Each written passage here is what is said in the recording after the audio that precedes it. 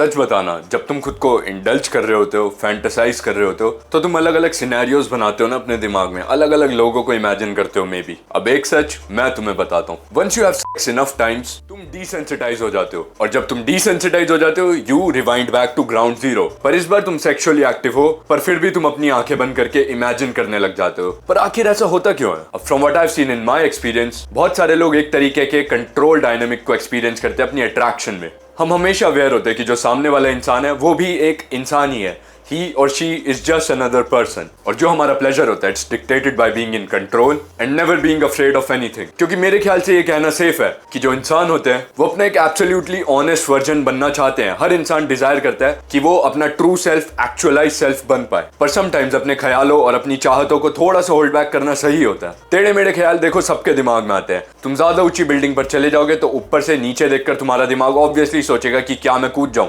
पर हम सब कुछ एग्जीक्यूट तो नहीं कर सकते ना। पर यहीं पर एक प्रॉब्लम अराइज होती है कि अगर हम सब चीज को एग्जीक्यूट ना कर पाए तो जो हमारा रियल ऑथेंटिक सेल्फ होता है वो इमोशंस को दबाने लग जाता है, उन्हें बरी करने लग जाता है। पर जब हम अपने इमोशंस को दबाते हैं, burying those same emotions is what makes them come forth in uglier ways. We start to get repress. और अगर तुम्हारा कोई पार्टनर है या तुम्हारा कोई दोस्त है, उसके साथ तुम लॉन्ग टर्म टाइम के लिए रह रहे हो, अपना completely true, honest, authentic self बनना कभी भी पॉसिबल नहीं होता। वही सेम सेल्फ जिसके दिमाग में भी कभी कभी टेढ़े मेढ़े ख्याल आते हो। अगर तुम्हारी गर्लफ्रेंड तुम्हारे साथ बैठी हो और तुम अपने फोन में रील स्क्रॉल कर रहे हो और तुम्हारी रील्स में ऐसी लड़की आने लग जाए जो अपनी स्किन को ज्यादा एक्सपोज कर रही है और उन्हें देखकर तुम्हें थोड़ा थोड़ा टर्न ऑन फील होता है, बट तुम अपने पार्टनर को ये चीज नहीं दिखा सकते। ये चीज तुम अपने पार्टनर को एग्जैक्टली नहीं बता सकते कि तुम टर्न ऑन हुए एकदम से, पर तुम क्यों हुए। तुम्हारे दिमाग में लिमिटेशंस होंगी और रिस्ट्रिक्शंस होंगी, और तुम डरोगे भी कि अगर तुम्हारे पार्टनर को ये सारी चीजें तुम्हारे बारे में पता चली तो वो तुम्हारी डीजेनरेसी को लेकर कैसे रिएक्ट करेगी। और यही डर नेसेसरी होते हैं किसी एक्सटेंट तक। मुझे लगता है ऑलमोस्ट हर इंसान की एक कंट्रोल फैंटेसी होती है। इट डिपेंड्स तुम किस साइड पे हो, या तो तुम्हें कंट्रोल करना पसंद है या तो तुम्हें कंट्रोल होना पसंद है। और सेम यही रीजन होता है कि किसी वजह से बहुत सारे लोग अपनी जिंदगी में कभी जॉब नहीं कर सकते, उन्हें एक बिजनेस ही ठीक लगता है, बेशक वो गोलगप्पे बेच ले या फिर कुछ और कर ले। और ऑन दी अदर हैंड कोई लोग सिर्फ और सिर्फ जॉब करना पसंद करते हैं क्योंकि उन्हें अपनी लाइफ में एक डायरेक्शन पसंद होती है। वो क्या करेंगे, बस अपने स्पेयर टाइम में कुछ और करना चाहेंगे, बट दे वांट कि जब वो वर्क कर रहे हो उनके पास एक क्लियर सेंस ऑफ डायरेक्शन और कोई उन्हें कंट्रोल कर रहा हो, उन्हें ज्यादा टेंशन की जरूरत ना हो। अब तुम इस सिक्के की जिस भी साइड पे हो, कोई भी साइड गलत साइड नहीं है। तो अब मैं तुम्हें बताता हूं कि तुम्हें वो बिलोंगिंग वाली फीलिंग क्यों नहीं आती है। लड़कियों के सामने तुम्हारा मुंह क्यों बंद हो जाता है और तुम एक खड़ी लकड़ी की तरह क्यों बन जाते हो, एक सिग्मा मेल क्यों बन जाते हो, जो एक पार्टी या फिर कहीं पर जाने से पहले तो एक्साइटेड जरूर होता है कि लड़कियां आएंगी या फिर मुझे इंटरैक्ट करने को मिलेगा, मुझे कुछ नया सीखने को मिलेगा, पर लोगों के आते ही, लड़कियों के आते ही वो सिर्फ और सिर्फ या तो अपना फोन चलाता हुआ दिखता है या मुंह बंद करके यूं म्यूइंग कर रहा होता है। और उसके दिमाग में चल रहा होता है कि भाई अगर कोई मेरी तरफ देखेगा तो उसे लगेगा यार ये कितना ज्यादा अट्रैक्टिव है और ये तो नॉन चैलेंट भी है, वाओ परफेक्ट गाय। पर भाई कोई तुमसे बात नहीं करना चाहता। अगर कोई लड़की तुम्हारी जनरल डायरेक्शन में एक सेकंड के लिए भी देखे ना तो तुम उसी में सेटिस्फाई हो जाते हो कि भाई कम से कम मेरी तरफ देखा तो। और तुम उसके बारे में अगले 1-2 दिन तक सोचते रहोगे, अपने दोस्तों को भी बताओगे कि भाई ये तो मुझे बार बार देख रही थी ना। अब इस बात का पॉइंट ये है कि तुम इधर भी खुद को सप्रेस कर रहे हो just to keep up appearances. और जैसे कि मैंने तुम्हें बताया कि जो इमोशंस को तुम बरी करते हो वो सिर्फ और सिर्फ और बुरे और अगलियर वेज में बाहर आने का तरीका ढूंढ लेते हैं। अब हम इस टॉपिक के बारे में भी इन डेप्थ में बात करते हैं, but give me a minute first. तुम ही इधर सबसे बड़ी प्रॉब्लम हो। You are completely okay with being crushed. जितने तुमने अपने दिमाग में एनिमेज और मूवीज देखकर सैड बॉय एडिट्स को इंटरनलाइज कर लिया है ना, जहां पर सबसे पहले एक लड़के का हार्ट ब्रेक हो जाता है, उसके बाद वो बहुत कोल्ड बन जाता है, और फिर जो विजुअल्स दिखते हैं तुम्हें उन मीडियाज में, ब्लू कलर के कोल्ड अंडरटोन्स, ये चीजें तुम्हें कूल लगने लग जाती है। फिर fuck all that other shit. सबसे पहले तो अपने दिमाग को इन घटिया वाहियात आइडियाज से भरना बंद कर दो। भाई तुम सिर्फ और सिर्फ अपने रूम में बैठकर एक स्कैरसिटी वाले माइंडसेट में जी रहे हो। जो स्कैरसिटी वाले माइंडसेट में जीना एक बाहर होमलेस इंसान के लिए ज्यादा सेंस बनाता है कि उसे अपने सर्वाइवल के बारे में कुछ नहीं पता, उसे पता नहीं कि वो अगली बार क्या खाएगा, तो वो बहुत रिजर्व्ड होकर रहता है। सो व्हाट अगर तुम्हारा कट गया तुम्हारी लाइफ में, क्या तुम्हारी लाइफ वहीं पे खत्म हो जाएगी? तुम इतने भयंकर लेवल की डिटैचमेंट को अटेन कर लोगे ना अगर तुम सिर्फ और सिर्फ खुद के अंदर झांक कर सेल्फ रियलाइजेशन और एक्चुअलाइजेशन पे ध्यान देना स्टार्ट करोगे। लोग मुझे क्रिटिसाइज करते हैं मेरे चैनल पे कि भाई तेरी तो 2 गर्लफ्रेंड है, तू इन चीजों को ग्लोरीफाई कर रहा है। It's not something to be proud about. जो असली मर्द होता है ना, पता है वो क्या करता है? वो सिर्फ और सिर्फ एक ही औरत के साथ रहता है, उसे प्यार करता है बहुत। नहीं भाई, I am a person, I am self realized. मैंने लाइफ में अपना एक बेसिक पाथ ढूंढ लिया है। मुझे पता है कल को मेरे साथ बुरी से बुरी चीज भी हो जाए, आई कैन हैंडल इट। मुझे अपने माँ बाप के बिना रहना आता है और मैं खुद का ख्याल रख सकता हूँ। I am bulletproof, and if I am bulletproof that makes me reliable. You don't have to aspire to be me, और you don't have to aspire to be a shoulder to people either, जो तुम पर rely कर सके। मेरी बात का point समझो। If being homeless is what sounds fun to you, try it for a day. बहुत बार जो लोग अपनी लाइफ में स्ट्रगल कर रहे होते हैं वो सोचते हैं मैं एक बार डिलीवरी राइडर बन के देखूं, पर फिर उनके दिमाग में क्या आता है, वो सोचते हैं कि भाई इससे मेरी क्या इमेज हो जाएगी, मैं इतना स्ट्रगल नहीं कर सकता, मैं आराम से अपने घर में बैठकर खाना खा रहा हूं तो मैं थोड़ी और किसी और चीज में मेहनत ही कर लेता हूं तब तक। पर वो लोग करते क्या है, वो मेहनत तो आगे करते नहीं है, उन्हें कंफर्ट मिल जाता है। और कंफर्ट होना बुरी बात नहीं है, मेरी बात को ध्यान से समझना। चलो लेट्स से तुम्हें एक बार घर में परेशान होकर, घर में बहुत तुम्हारी लड़ाई हुई और तुम्हें आइडिया आता है कि भाई मैं घर से बाहर रहूंगा। Well why the not give it a try.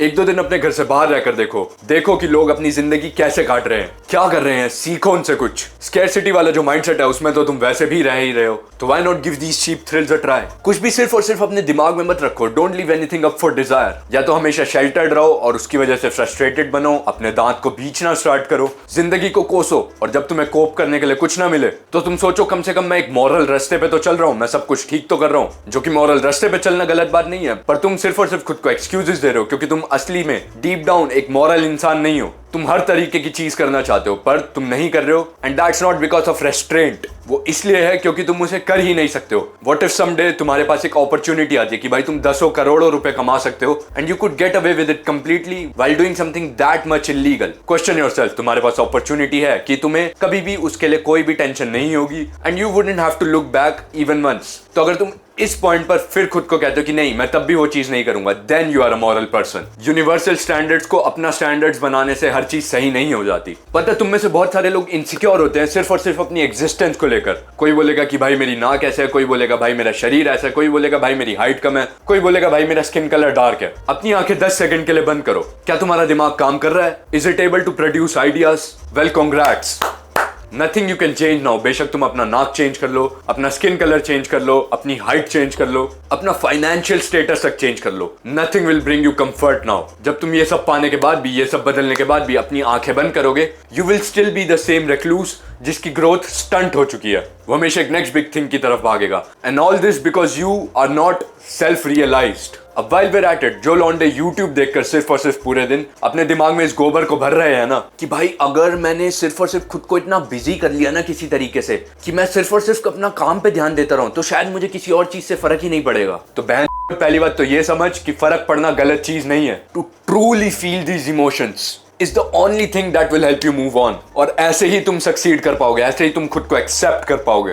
Like I said earlier, buried emotions सिर्फ और सिर्फ और भद्दे बुरे तरीके में बाहर निकल कर आते हैं। काम भी करो पर यहाँ पर तुम्हें मॉडरेशन सीखने की जरूरत है। मेरा सच में असल में मानना यह है कि YouTube पे आजकल सब लोग बकवास ही कर रहे हैं। कोई तुम वीडियो देखोगे जिसमें कोई लड़का तुम्हें बताएगा कि भाई नहीं, लड़की के फीमेल फ्रेंड्स नहीं होने चाहिए। कोई बोलेगा जिस लड़की को वैलिडेशन चाहिए उससे तुम दूर रहो। Maybe these are the right things, पर चोट शायद तो पहली बात उसने ये खुद ही ना रियलाइज करी हो। उसने भी अलग वीडियो देखी हो और जो 100 लोग सेम जेनेरिक एडवाइस देते हैं उसने भी पत्थर की लकीर की तरह वही छाप दियो। या दूसरी पॉसिबिलिटी ये है कि हो सकता है उस बंदे ने इस चीज को एक्सपीरियंस करा हो और इसीलिए वो ये वीडियो बनाकर तुम्हें ज्ञान दे रहा हो, और तू सोचे कि बिना मेहनत करे, बिना एक्सपीरियंस लिए तुझे फल भी मिल जाएगा और तू होशियार भी हो जाएगा। वाह, बचपन में जरूर तुम्हारा बाप या फिर तुम्हारी माँ बोलते होंगे कि साइकिल पे ज्यादा स्टंट मत मार, गिर जाएगा। पर क्या जब तक तुम गिरे नहीं, तुमने उस बात की सिग्निफिकेंस बनाई अपने मन में? जब तक तुम्हारे पास एक बैंक ऑफ एक्सपीरियंस नहीं होगा जिससे तुम विड्रॉ कर सको, तब तक तुम्हें ये सारी बातें सिर्फ और सिर्फ यही लगेंगी, सिर्फ और सिर्फ बातें,